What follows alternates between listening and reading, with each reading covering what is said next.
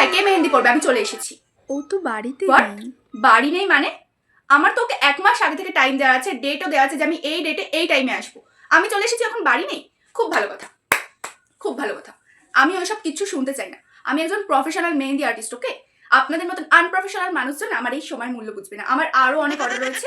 ও 10 মিনিটের মধ্যে না আসলে আমি এক্ষুনি চলে যাব। বুঝতে পেরেছেন? এক্ষুনি ফোন করে ডাকুন। 2000 years later.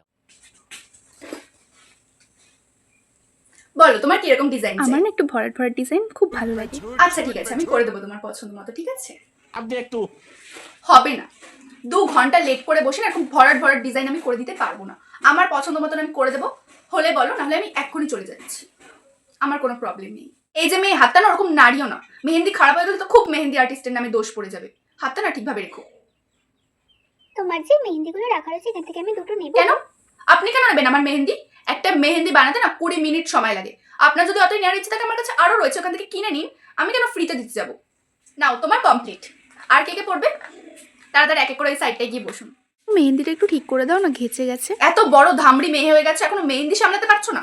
তুমি কি ভাবছো আমার সব কাজ বাজ ফেলে দিয়ে আমি সব বুকিং ক্যান্সেল করে তোমার কাছে বসে আমি তোমার মেহেন্দি ঠিক করতে থাকবো সারা রাত ধরে নাকি? পারবো না আমি। আমার করা হয়ে গেছে একবার, এবার তুমি সামলাতে পারো না সেটা তোমার ব্যাপার। নাও তোমার মেহেন্দি আমার করা কমপ্লিট। এবার হেয়ার ড্রায়ার দিয়ে শুকিয়ে নাও, তাড়াতাড়ি হেয়ার শুকিয়ে ড্রায়ার যাবে। তো নেই। কি? হেয়ার ড্রায়ার নেই?